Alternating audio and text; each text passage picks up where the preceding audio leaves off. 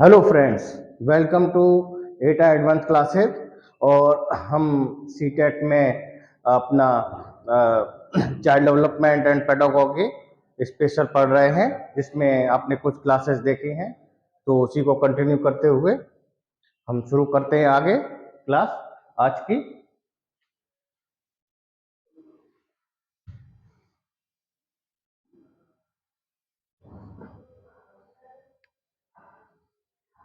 ठीक, previous class जो थी वो हमने प्रिंसिपल्स ऑफ डेवलपमेंट हम उसको देख रहे थे, समझ रहे थे।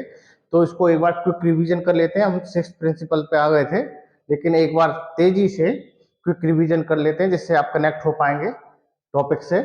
हमने अब तक क्या देखा था प्रीवियस वीडियो में, लास्ट वीडियो में। तो हम पढ़ रहे थे, हम समझ रहे थे principle of development. Principle of development विकास के सिद्धांत, विकास के सिद्धांतों को हम देख रहे थे। तो इसको हमने कुछ सिद्धांत देख लिए थे प्रीवियस वीडियो में, उसको एक बार हम क्विक रिवीजन कर देते हैं। क्या क्या हमने देखा, तो प्रिंसिपल ऑफ डेवलपमेंट क्या क्या है, विकास के सिद्धांत क्या क्या थे जो हमने देखे हैं, देखने वाले हैं अब। तो प्रिंसिपल ऑफ कंटिन्यूटी, निरंतरता का सिद्धांत, समान पैटर्न का सिद्धांत, principle of uniform pattern, principle of individual difference, व्यक्तिगत विभिन्नता के सिद्धांत, four principle of heredity and environment, आनुवंशिकता और पर्यावरण का सिद्धांत, प्रिंसिपल ऑफ इंटीग्रेशन एंड इंटररिलेशन, एकीकरण और अंतर संबंध का सिद्धांत, सिक्स पूर्वानुमान का सिद्धांत यानी कि प्रिडिक्शन, पूर्वानुमान, जो विकास है उसका पूर्वानुमान किया जा सकता है, ये हमने देखा।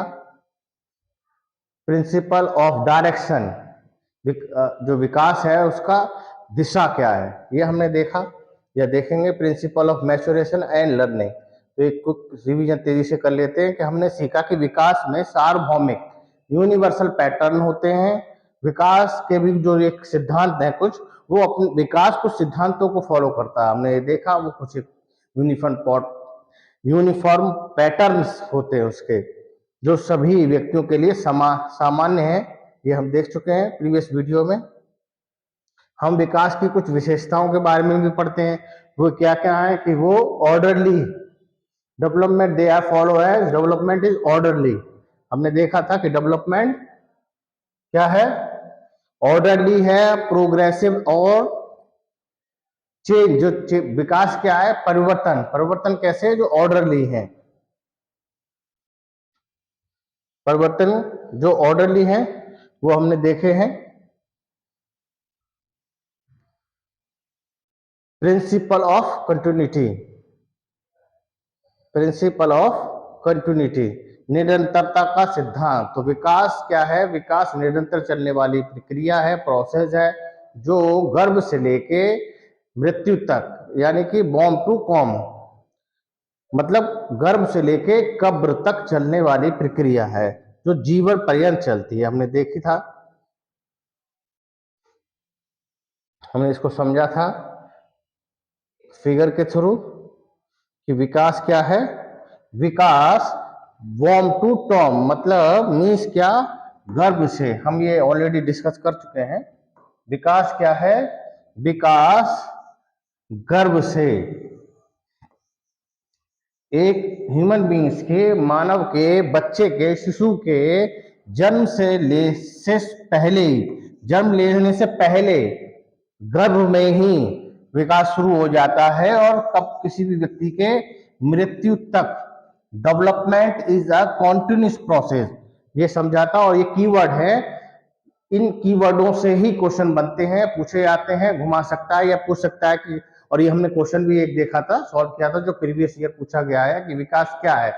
विकास अनिरंतर चलने वाली प्रक्रिया है कि विकास निरंतर चलने वाली प्रक्रिया है। तो विकास क्या है, कंटिन्यूस प्रोसेस है, निरंतर चलने वाली प्रक्रिया है।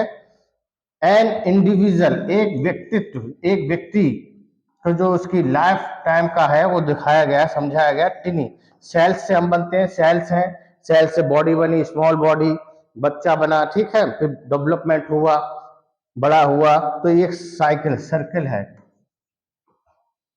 ठीक है, कंटिन्यूस प्रोसेस है, लगातार चलने वाली प्रक्रिया है डेवलपमेंट। ये ऑलरेडी हम देख चुके हैं। प्रिंसिपल ऑफ डेवलपमेंट डायरेक्शन, विकास की दिशा का सिद्धांत। विकास की दिशा की दो दिशाएं हमने समझी थी। सिरोध पदोन्मुखी मतलब सफेलोक्वाडल। सफेलोक्वाडल में क्या होता है, विकास सिर से पैर तक, हेड टू टो चलता है। और दूसरी थी प्रॉक्सिमोडिस्टल, समीपस्थ दूरस्थ विकास, यानी कि सेंटर से पेरिफेरी की ओर, बाहर की ओर, केंद्र से बाहर की ओर चलता है, जो हमने डिटेल में समझा था।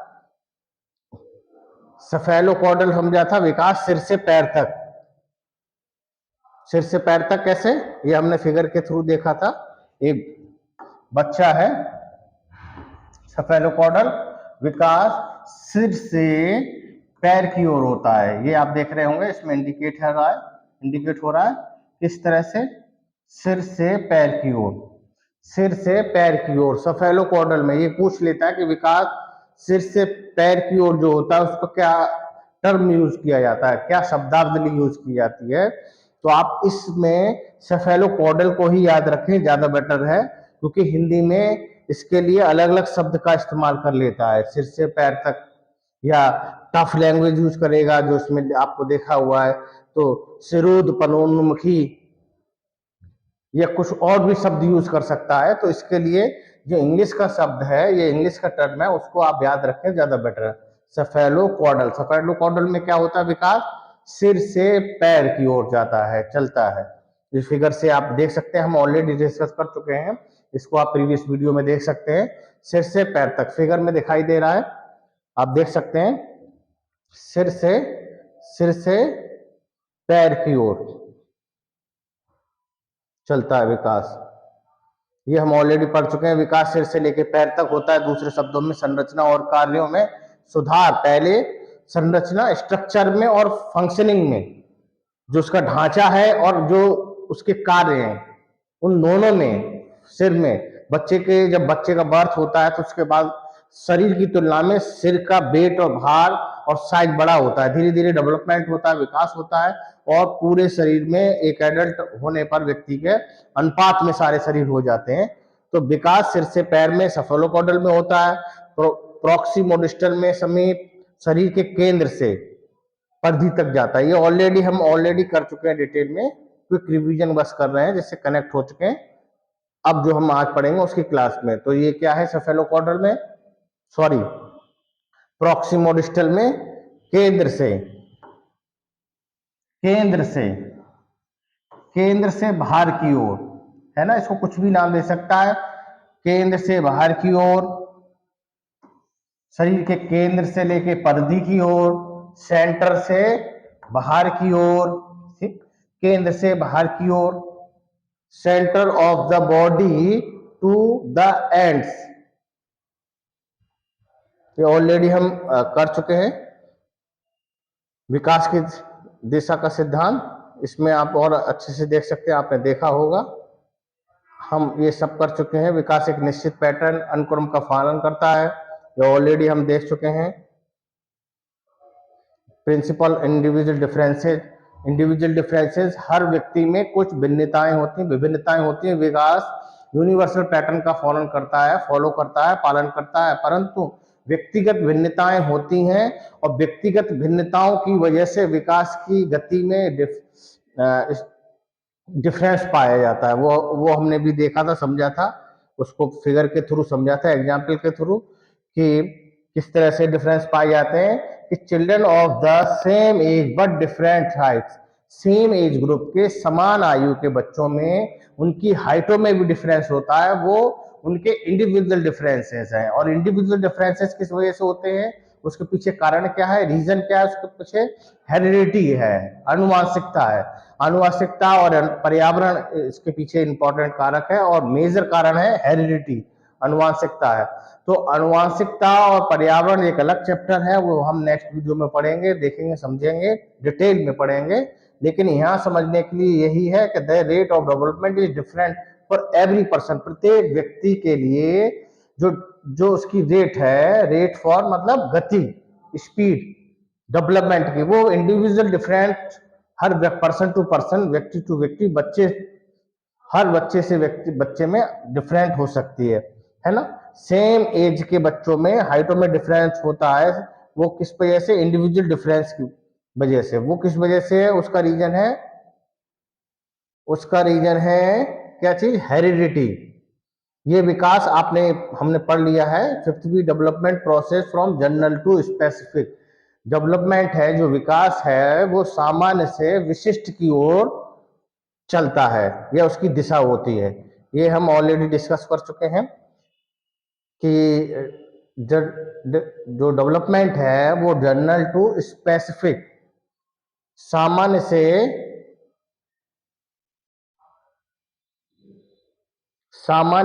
विशिष्ट की ओर चलता है। सामान्य से विशिष्ट की ओर किस तरह से चलता है, इसको एक बार देख लेते हैं। सामान्य से विशिष्ट इस तरह से चलता है कि a baby can grab the object by hand before learning to use the finger.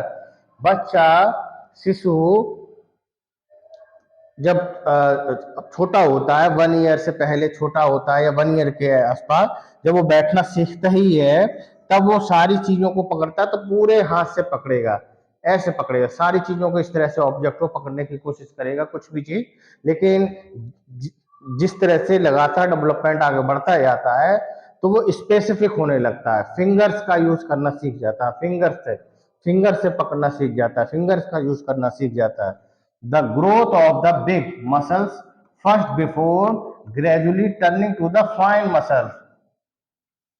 जब ग्रोथ मसल्स की जो मांसपेशियां हैं उनका जो डेवलपमेंट होता है, ग्रोथ होती है, उसके बाद क्या होता है कि वही बच्चा फिंगर्स से यूज करना सीख जाता है, फाइन मोटर्स का इस्तेमाल करना सीख जाता है, स्थूल से विशिष्ट मोटर्स का इस्तेमाल करना सीख जाता है ना। ये ऑलरेडी हम डिस्कस कर चुके हैं। अब आते हैं जो हमारा रह गया था, ये आगे जो रह गया था, principle of integration. Principle of integration क्या है? एकीकरण का सिद्धांत। एकीकरण के सिद्धांत में क्या है?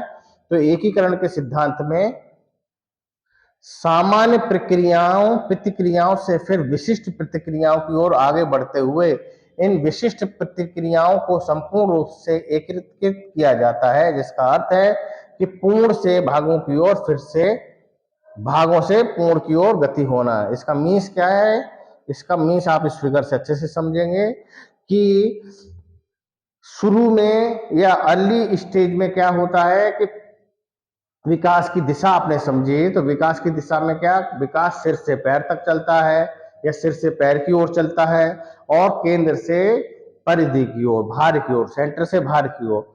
और विकास क्या होता है? जनरल टू स्पेसिफिक पढ़ा आपने, सामान्य से विशिष्ट की ओर।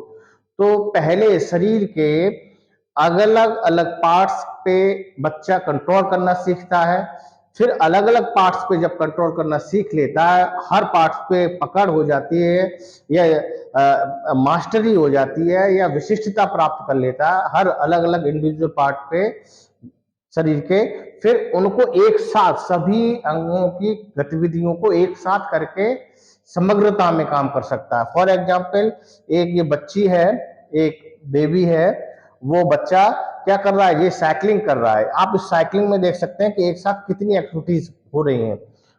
साइकिलिंग करने के लिए आपको बच्चे को पैडल चलाना पड़ेगा। पैडल में आपके क्या, बच्चे के क्या, किसी भी व्यक्ति के साइकिलिंग करने के लिए पैर की मसल्स काम करेंगी, हाथ, हैंड हैंड हैंड का यूज हो रहा है, बैलेंस बनेगा नहीं तब तो साइकिल चलेगी नहीं, गिर जाएंगे। और आई का भी इस्तेमाल हो रहा है, जो डायरेक्टली इन्वॉल्व है। इनडायरेक्टली तो पूरी बॉडी ही काम कर रही है, लेकिन जो डायरेक्टली जो इन्वॉल्व है, हैंड है, पैर है, और आई से विजन है, देख रहे हैं हम किधर जाना है, नहीं जाना है, बचाव कर रहे हैं, किस तरह से साइकिल चलानी है। तो ये स्थिति कब आती है? ये स्थिति जब आती है जब जनरल टू स्पेसिफिक हो जाता है बच्चा, जब सामान्य से विशिष्ट गतिविधि की ओर बढ़ जाता है, फिर उसके बाद वो सारी गतिविधियों में क्या करने लगता है? सारी गतिविधियों में जो आपका हेडिंग है, एकीकरण करने लगता है। सारे अलग अलग पार्ट्स के जो फंक्शनिंग है, कार्य हैं, उनको एक साथ करके एकीकरण कर लेता है। तो एकीकरण का सिद्धांत सिर्फ यही बता रहा है, यही समझा रहा है, यही कह रहा है कि विकास क्या है? विकास का जो एकीकरण का सिद्धांत है वो यही कह रहा है कि कोई भी बच्चा जब उसके पार्ट्स अलग अलग जब स्पेसिफिक डेवलप हो जाते हैं, मस्कुलर उनकी मसल्स अच्छे से काम करने लगती हैं, प्रॉपर करने लगती हैं, तो पहले सामान्य गतिविधि करता है, सामान्य गतिविधि के बाद स्पेसिफिक गतिविधि करता है, स्पेसिफिक गतिविधियों से उनमें आपस में सभी को एकीकरण करके उसका यूज करता है, जो हम सभी करते हैं।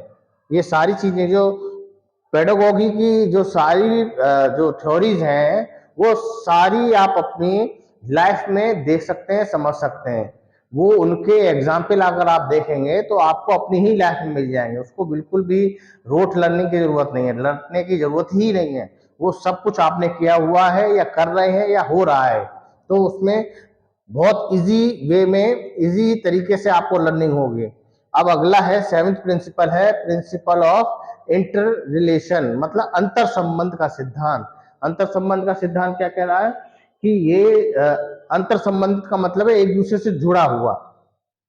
तो अंतर संबंध का सिद्धांत ये कह रहा है कि development in various aspect of the child is interdependent due to interrelationship. बच्चे के विभिन्न पहलुओं का विकास अंतर संबंधों के कारण एक दूसरे पर निर्भर होता है। एकीकरण का सिद्धांत में भी समझा कि जब हम साइकिलिंग कर रहे हैं या कोई बच्चा साइकिलिंग करता है या आप कभी साइकिलिंग करते हैं तो उसमें एक साथ कई एक्टिविटीज करते हैं और उनका एकीकरण होता है। तो वो सब क्या है, अंतर संबंधित है, एक दूसरे से जुड़ रहे हैं क्योंकि एक दूसरे से सब जुड़ा होता है। इसको और हम एक दूसरे फिगर से समझ सकते हैं कि जो विकास है, जो अलग अलग विकास के जो अलग अलग आयाम है, शारीरिक विकास, फिजिकल डेवलपमेंट, कॉग्निटिव डेवलपमेंट, संज्ञानात्मक विकास, सोशल डेवलपमेंट, सामाजिक विकास, सामूहिक डेवलपमेंट, इमोशनल डेवलपमेंट, ये सारे डेवलपमेंट एक साथ एक व्यक्ति में, एक बच्चे में, एक पर्सन में एक साथ सारे डेवलपमेंट एक साथ होते रहते हैं और एक दूसरे से सब अंतर संबंधित हैं, जुड़े हुए हैं। कहीं भी आपको इस तरह से नहीं है कि वो सब अलग अलग हैं, एक साथ हो रहे हैं और एक दूसरे से जुड़े हुए हैं, एक दूसरे को प्रभावित कर रहे हैं। इसको इस तरह से समझ सकते हैं कि फॉर एग्जाम्पल कि अगर आपका शारीरिक स्वास्थ्य यानी कि फिजिकली आप बेटर फील नहीं कर रहे हैं, फॉर एग्जाम्पल फीवर आ रहा है, बॉडी पेन कर रही है, सिर दर्द हो रहा है, तो इमोशनली भी आप बेटर फील नहीं करेंगे। इमोशनली बेटर फील नहीं कर रहे हैं तो आप कॉग्निटिव भी आप बहुत अच्छा बेटर सोच नहीं पा रहे हैं, मेंटली थके हुए फील कर रहे हैं। सामाजिक रूप से आप लोगों से उतना कनेक्ट नहीं हो पाएंगे, है ना। तो सारी चीजें क्या है, सारे जो एस्पेक्ट्स हैं वो इंटर रिलेटेड है, अंतर संबंधित है। तो विकास का सिद्धांत जो सेवेंथ है वो यही कह रहा है कि बच्चों के विभिन्न पहलुओं का विकास अंतर संबंधों के कारण एक दूसरे पर निर्भर होता है। ये निर्भर होता है मीन्स ये कि अगर फिजिकली डेवलपमेंट अच्छा नहीं है, शारीरिक विकास अच्छा नहीं हुआ है, अगर शरीर का अच्छे से डेवलपमेंट नहीं हुआ है तो मेंटली डेवलपमेंट भी अच्छा नहीं होगा, क्योंकि सारा जो डेवलपमेंट है एक दूसरे से जुड़ा हुआ है। सारा डेवलपमेंट है जो एक दूसरे से जुड़ा हुआ है। आप ये देख सकते हैं सब एक दूसरे से जुड़े हुए हैं और आप प्रैक्टिकल में भी देख सकते हैं। आप ये फील करते होंगे कि इन केस अगर आप बेहतर शारीरिक रूप से बेटर फील नहीं कर रहे हैं तो आप संज्ञानात्मक रूप से भी बेटर फील नहीं करेंगे।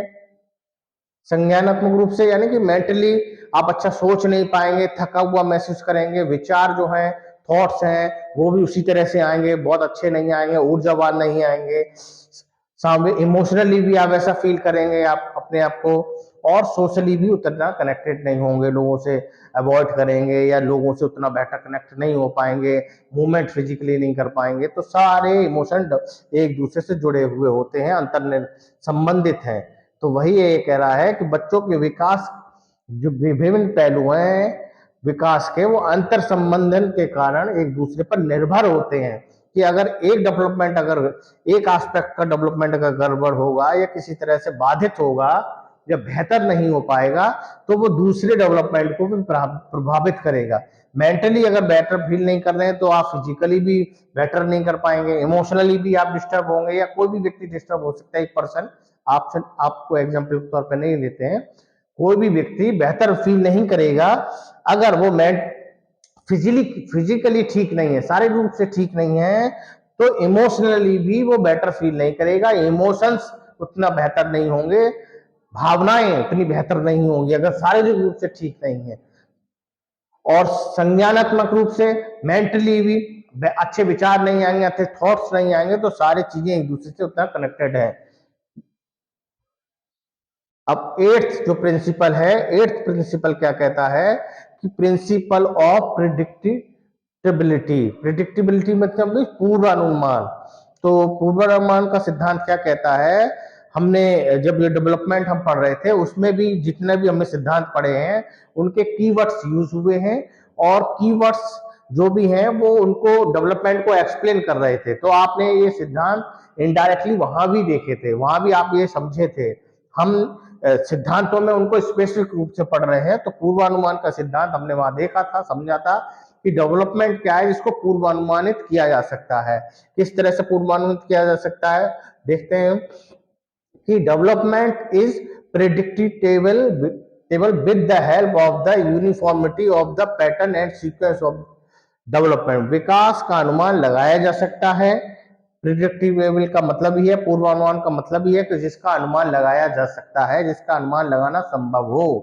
तो विकास का अनुमान लगाया जा सकता है, अर्थात विकास के पैटर्न और अनुक्रम की एक रूपता की मदद से। किस तरह से मदद से लगा सकते हैं कि विकास एक निश्चित पैटर्न फॉलो करता है। निश्चित पैटर्न किस तरह से फॉलो करता है कि विकास की निश्चित अवस्था आएगी।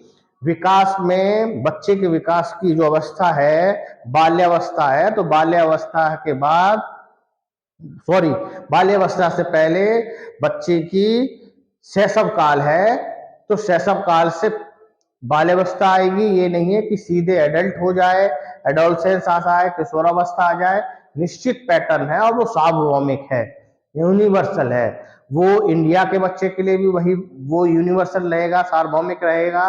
वो अमेरिका के बच्चे के लिए भी रहेगा, वो अफ्रीका के बच्चे के लिए भी रहेगा, वो ऑस्ट्रेलिया के बच्चे के लिए भी रहेगा, यूरोपीय कंट्रीज के लिए बच्चे के लिए भी रहेगा। यूनिवर्सल है और यूनिफॉर्मिटी है और सीक्वेंस है। एक स्टेप के बाद, एक अवस्था के बाद दूसरी अवस्था ही आएगी।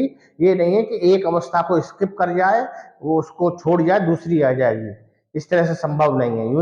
इंडिविजुअल डिफरेंसेस हो सकते हैं, इंडिविजुअल डिफरेंसेस हमने पढ़ा, व्यक्तिगत भिन्नताएं हो सकती हैं। व्यक्तिगत भिन्नताएं क्यों हो सकती हैं कि सेम एज पे किसी की हाइट बच्चे की ज्यादा हो सकती है, कम हो सकती है, इंटेलिजेंस लेवल कम हो सकता है, जो हमने पढ़ा, क्योंकि ये सारे एक दूसरे से संबंधित हैं, एक दूसरे से जुड़े हैं।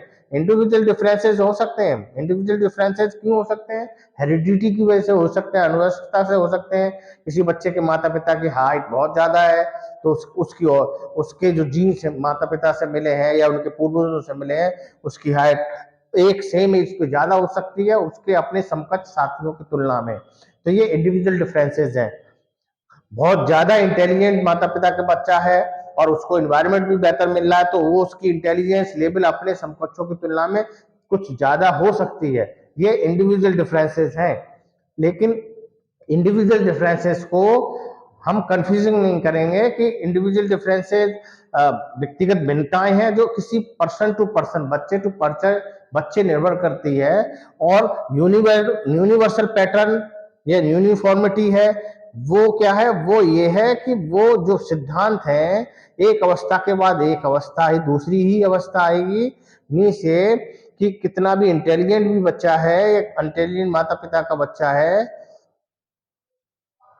तो अवस्था तो वही गुजरेंगी। शैशव काल आएगा, पूर्व बाल्यावस्था आएगी, एडोलसेंस आएगा, वयस्क होगा। तो ये अवस्थाएं जो चरण है वो, और स्पीकिंग से पहले, लैंग्वेज लर्निंग से पहले वो शब्द बोलना सीखेगा, सबसे पहले अक्षर बोलेगा। जो स्टेप है, सीक्वेंस है, वो हर जगह वही रहेगा। ठीक है, आई थिंक आपको समझ में आया होगा। और अगर कहीं आपको कंफ्यूजिंग लगता है तो एक बार इसको रिपीट करके रुक के दोनों यूनिफॉर्मिटी और जो आपका इंडिविजुअल डिफरेंसेस है, कंफ्यूजिंग यहाँ हो सकता है, तो इसको रोक के समझ के दोबारा से वीडियो पॉज करके आप दोबारा देख लेंगे। तो नाइन्थ अब हमारा डेवलपमेंट है कि development is a spiral not linear. Means ये कि विकास क्या है, विकास एक सीधी रेखा में, विकास क्या है, एक सीधी रेखा में नहीं चलता है, एक लीनियर लाइन नहीं है, सीधी एक रेखा सीधी चलने वाली है नहीं। विकास क्या है, विकास ये बता रहे हैं, विकास क्या है, विकास वर्तुलाकार है, वर्तुलाकार या सर्पिलाकार भी कहीं कहीं आपको मिल जाता है। मीन्स ये कि वो एक सीधी रेखा ना होके, सीधी रेखा ना होके विकास क्या है, वर्तुलाकार है। वर्तुलाकार आप ऐसे समझ सकते हैं, अभी फिगर भी देखेंगे आप, लिखने के लिए यूज करते होंगे, रजिस्टर लेते होंगे, तो रजिस्टर स्पाइरल रजिस्टर आते हैं जिसमें जो जो जिससे वो कनेक्टेड होते हैं उसमें स्पाइरल की तरह होता है। तो विकास क्या है, स्पाइरल है। मीन्स ये उसको हम देख सकते हैं कि किस तरह से विकास, विकास इस फिगर के थ्रू समझ सकते हैं कि विकास एक लाइन, सीधी लाइन नहीं है जो बिल्कुल एक ही दिशा में चलती रहे कंटिन्यूस। विकास ये नहीं है। विकास क्या है, विकास एक स्प्रिंग की तरह समझ सकते हैं कि स्प्रिंग की तरह है जो कंटिन्यूस चलता रहता है और पिछली अवस्था अगली अवस्था से जुड़ी हुई है। मीन्स ये क्या है कि first he makes advance in this way. For example आप ऐसे समझ सकते हैं कि एक अवस्था में आप देखते हैं या अपने आसपास देखा होगा या आपको अपनी अपनी पिछली कुछ सालों का याद है कि एक बच्चे की एक अवस्था में आपको लगती है कि हाइट बिल्कुल कम है या डेवलपमेंट नहीं हो रहा है, बहुत स्लो हो रहा है। एक अवस्था में डेवलपमेंट बहुत ज्यादा होता है, हाइट बढ़ रही है बच्चे की और हाइट ज्यादा बढ़ रही है और बहुत पतला हो जाता है बच्चा, लड़का या लड़की। फिर क्या होता है, कुछ अगली स्टेज में क्या होता है कि हाइट थोड़ी सी रुकी हुई मिलेगी, फिर क्या होगा, वेट गेन होगा। तो मीन्स ये क्या है कि एक अवस्था आगे बढ़ती है, फिर विकास उसको रुक, हाँ एक थमा हुआ सा लगता है, फिर उन्हीं जो ग्रोथ हुई है हाइट की, फिर उनमें क्या होता है, उनमें स्ट्रेंथ आती है, ताकत आती है। तो ये आगे बढ़ता है, फिर वो पीछे आता है। तो पीछे आने का सेंस क्या है, पीछे आने का मतलब ये नहीं बैक हो जाता है, पीछे उस अवस्था को फिर वो मजबूत करता है। तो विकास क्या है, जो हमने देखा कि विकास, विकास सीधा नहीं है, सीधा एक डायरेक्ट लाइन नहीं है जो डायरेक्ट चल रही हो बिना रुके। विकास सीधा लीनियर नहीं है, रेखीय नहीं है। विकास क्या है, वर्तुलाकार, स्प्रिंग की तरह। ठीक, विकास इस वर्तुलाकार है, हिंदी में वर्तुलाकार भी आ सकता है, लिखा हुआ आता है, सर्पिलाकार आ सकता है, लेकिन इसका इंग्लिश वर्ड आप जो कुछ है ये रखेंगे याद, स्पाइरल है। क्यों, क्योंकि ये आप उसमें देखते होंगे कि उसमें कोई एक छोर नहीं रहता। छोर से मीन्स मतलब भले ही वहां होता है, शुरू और एंड दिखाई देता है, लेकिन उनमें आपस में ये जो जो आप ये स्प्रिंग टाइप का देखते हैं उसमें सब कुछ ये क्या दिखाई दे रहा है, ये लग रहा है कि सब एक दूसरे जुड़ा हुआ है। पिछली भी कनेक्टिविटी आगे से है, आगे की कनेक्टिविटी पीछे से है, मतलब एक दूसरे से जुड़ाव रहता है। इसलिए विकास क्या है, रेखीय नहीं है, सर्पिलाकार है। इसको और हम देख सकते हैं अच्छे से कि बच्चा निरंतर या स्थिर गति से सीधे पथ या विकास पर आगे नहीं बढ़ता। जो अभी हम विकास को समझ रहे थे कि विकास रेखीय नहीं है, वर्तुलाकार है, इसको और देखते हैं तो बच्चा निरंतर स्थिर गति से, एक समान गति से नहीं चलता। डेवलपमेंट एक समान गति से नहीं होता, कभी स्लो होगा, कभी तेज फास्ट होगा। तो एक समान गति से बच्चा निरंतर स्थिर गति से एक ही स्पीड से नहीं चलता है, सीधे पथ पर नहीं, विकास पर आगे नहीं बढ़ता है। दरअसल वह एक विशेष अवधि के दौरान उन्नति करता है, लेकिन अपने विकास को मजबूत करने के लिए अगली अवधि में आराम करता है। फॉर एग्जाम्पल जो हमने बात करी कि आराम करने का सेंस ये क्या है कि एक अवस्था में बहुत तेजी से हाइट बढ़ेगी, बहुत ग्रोथ होगी, फिर वो हाइट रुकेगी, फिर उस हाइट के अकॉर्डिंग मसल्स डेवलप होंगी, मसल्स में स्ट्रेंथ आएगी, मजबूती आएगी। तो ये विकास को मजबूत करने के लिए उस जो डेवलपमेंट हुआ है, हाइट ग्रो हुई है, बॉडी के और पार्ट्स बढ़े हैं, तो उसमें क्या होता है, उसमें मजबूती आती है, स्ट्रेंथ। उस समय डेवलपमेंट की स्पीड स्लो हो जाएगी, लेकिन स्ट्रेंथ आ रही है, ताकत आ रही है, शक्ति आ रही है, इसलिए आगे बढ़ने पर वो पीछे मुड़ता है। तो पीछे मुड़ने का सेंस ये नहीं है कि पीछे बैक हो जाता है, पीछे मुड़ने का मतलब ये है कि जो उसने हाइट प्राप्त करी है, हाइट को अब क्या दे रहा है, स्ट्रेंथ दे रहा है, बॉडी में स्ट्रेंथ आ रही है, यानी कि जो पीछे डेवलपमेंट हुआ है हाइट का, जो ग्रो हुई है, उस हाइट में अब स्ट्रेंथ आ रही है। तो पीछे सेंस का मतलब यही है कि जो पीछे मुड़ने का मतलब है, या जो बात है कि पहले लगातार आगे बढ़ रहा है, आगे बढ़ता गया, अब आगे बढ़ता गया, फिर एक स्टेप पीछे आया। तो पीछे आने का मतलब यह है जो डेवलपमेंट हुआ है उसमें स्ट्रेंथ फिर आएगी।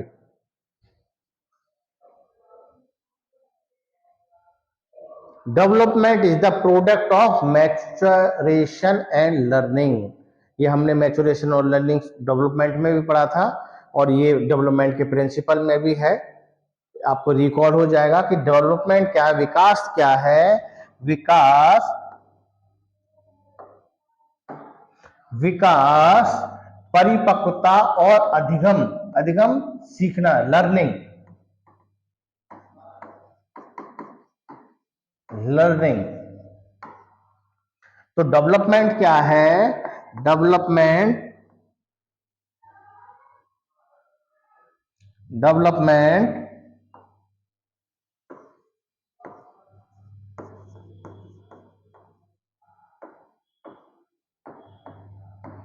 डेवलपमेंट क्या है, परिपक्वता, मैच्योरेशन एंड लर्निंग का प्रोडक्ट है, दोनों का मिक्सर है। मतलब डेवलपमेंट बेहतर होगा मैच्योरेशन और लर्निंग के सहयोग से। इसको हमने पहले भी डिटेल में पढ़ा था जब हम डेवलपमेंट पढ़ रहे थे।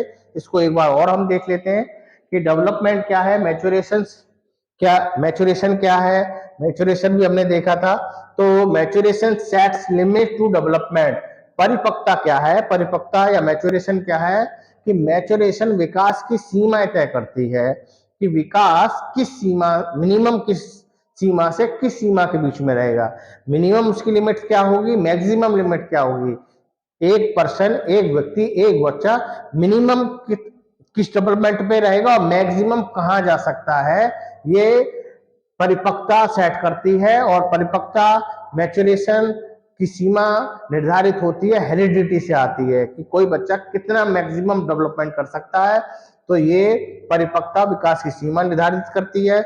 इसका अर्थ यह है कि आनुवंशिकता, जो हमने कही हेरिडिटी, हमने समझा कि हेरिडिटी ही निर्धारित करती है। आप एग्जाम्पल के तौर पे समझ सकते हैं कि फॉर एग्जाम्पल एक बच्चे की हाइट, एक व्यक्ति की हाइट, एक छोटे बच्चे की हाइट किस तक, कितनी हाइट हो सकती है, ये उसके पेरेंट्स की हाइट या उसके जो भी पूर्वज हैं उनकी हाइट से अनुमान लगाया जा सकता है कि ये इतनी हाइट तक जा सकता है व्यक्ति। अगर एक एवरेज हाइट वाला बच्चा है, माता पिता के बच्चा है, तो वो बहुत ज्यादा हाइट नहीं हो सकता। तो ये परिपक्वता डिसाइड करती है कि कितना उसका हाइट का डेवलपमेंट हो सकता है।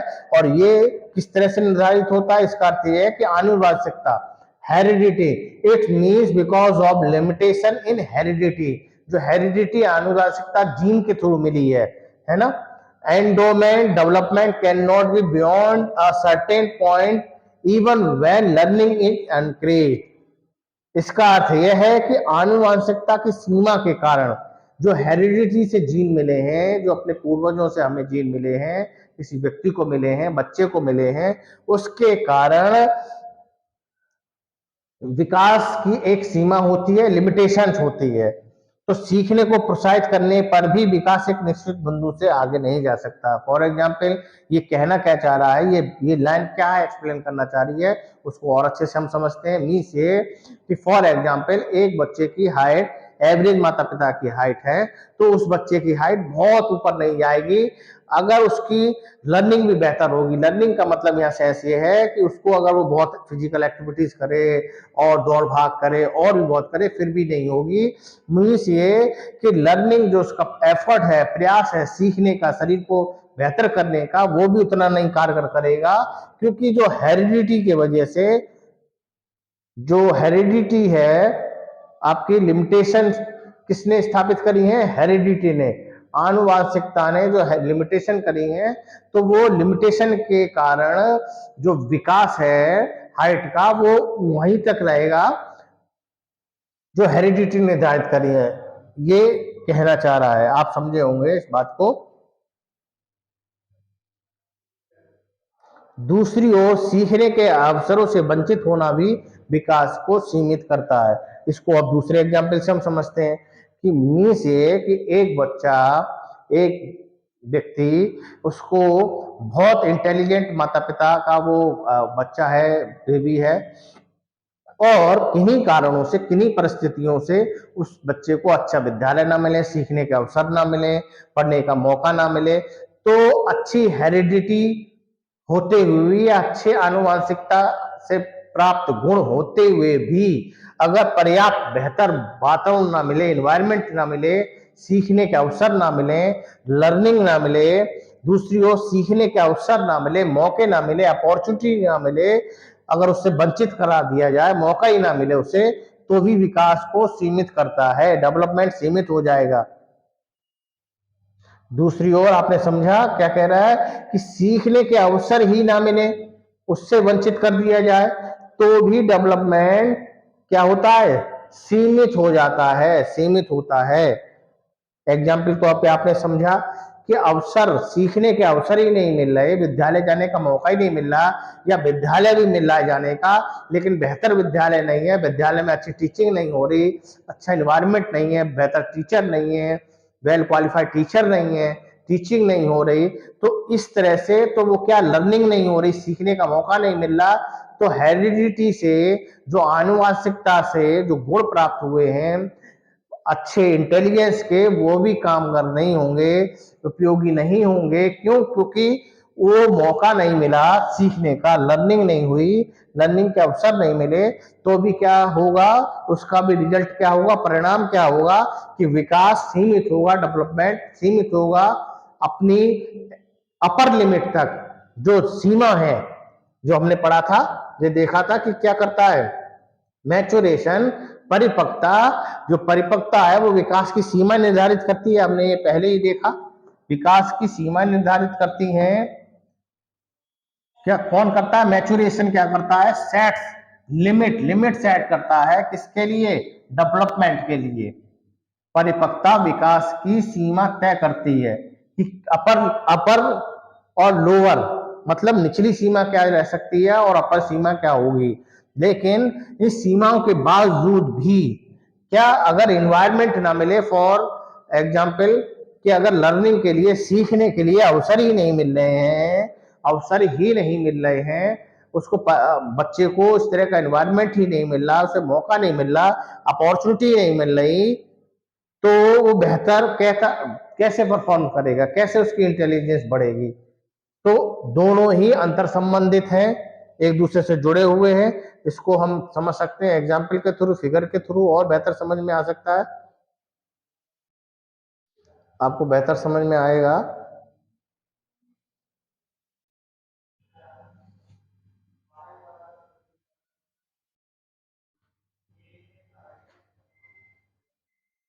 Principle of maturation and learning, maturation and learning का, परिपक्वता और अधिगम का सिद्धांत क्या कह रहा है कि development depends on the interaction between maturity and learning. Development, development depends, निर्भर करता है, ऑन द इंटरेक्शन, किसके, बिटवीन मैच्योरिटी, परिपक्वता, और लर्निंग, अधिगम के। जो डेवलपमेंट है, विकास है, वो किस पे निर्भर करता है, इंटरेक्शन, अंतःक्रिया, अंतर संबंध पे, बिटवीन किसके, लर्निंग और मैचुरेशन के। Maturity is the emergence of existence potential with in an individual. जो मैच्योरिटी है, परिपक्वता है, वो एक व्यक्ति के अंदर जो क्षमता है, पोटेंशियल है, विद इन एक व्यक्ति की, उसका क्या करती है, उसको निकालती है, उभार करती है, इमरजेंस, इमर्ज करती है, इमरजेंस करती है, विद इन इंडिविजुअल, किसी व्यक्ति में। तो ये चीज हमने अभी समझी, डेवलपमेंट के प्रिंसिपल्स हमने देखे, ये सारे इंपॉर्टेंट हैं जो आपके एग्जाम में टेट, सीटेट, स्टेट के जो टेट हैं, UP TET, MP TET, Uttarakhand TET, Rajasthan TET, इन सभी स्टेट एग्जाम में और सीटेट में first and second paper both में बाल विकास में, चाइल्ड डेवलपमेंट में ये पूछे जाते हैं, इंपॉर्टेंट है। इसको आप रोक के वीडियो को बार बार देखिएगा, क्वेश्चन पूछे जाते हैं और डेवलपमेंट बहुत इंपॉर्टेंट टॉपिक है, तो इसको आप देखते हैं, एक बार दोबारा से इसको रिकॉल कीजिएगा। और अगले इसके बाद जो आपका टॉपिक रह जाता है वो हम और देख लेते हैं कि आगे हम क्या करने वाले हैं। तो अब हम इसके बाद जो नेक्स्ट है वो अगला टॉपिक है heredity and environment. Heredity and environment आपका अगला टॉपिक है, उसको हम देखेंगे। और वो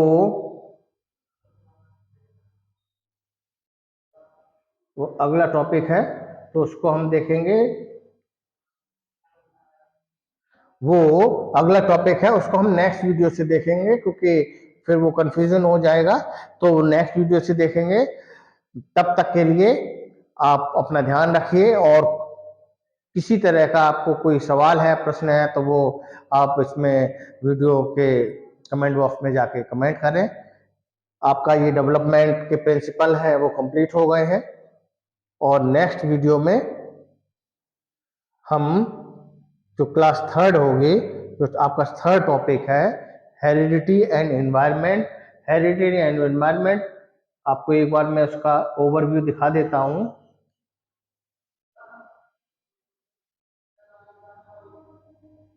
इससे आपको आसानी रहेगी।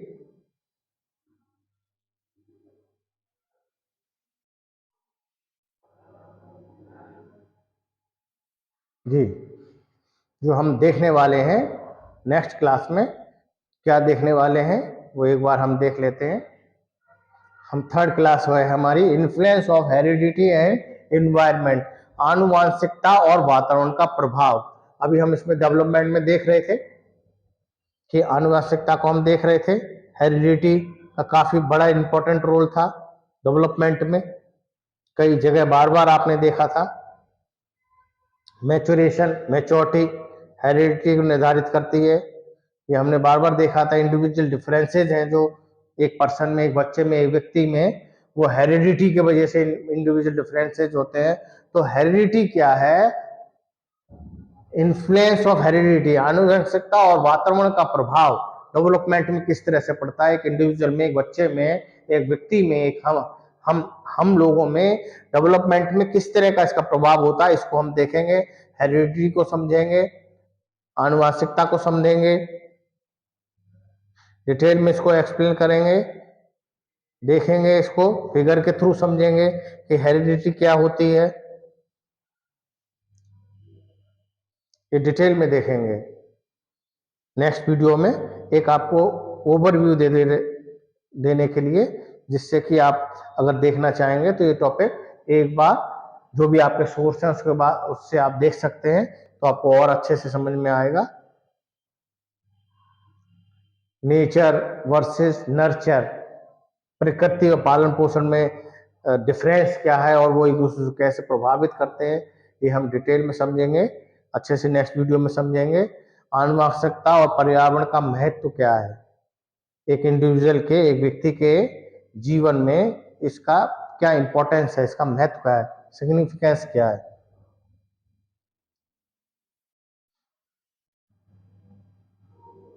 और ये हेरिडिटी और एनवायरनमेंट डेवलपमेंट से किस किस तरह से संबंधित है, किस तरह से जुड़े हुए हैं, ये कैसे एक दूसरे को प्रभावित करते हैं।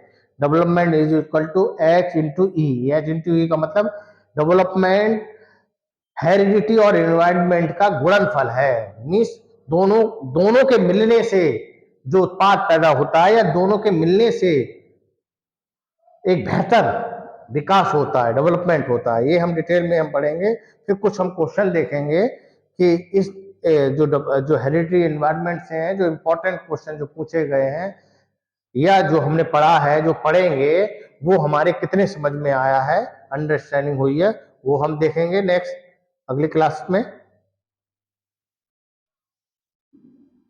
तो आज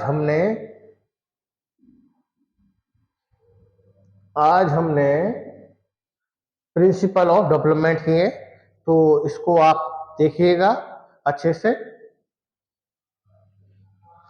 थैंक यू वेरी मच।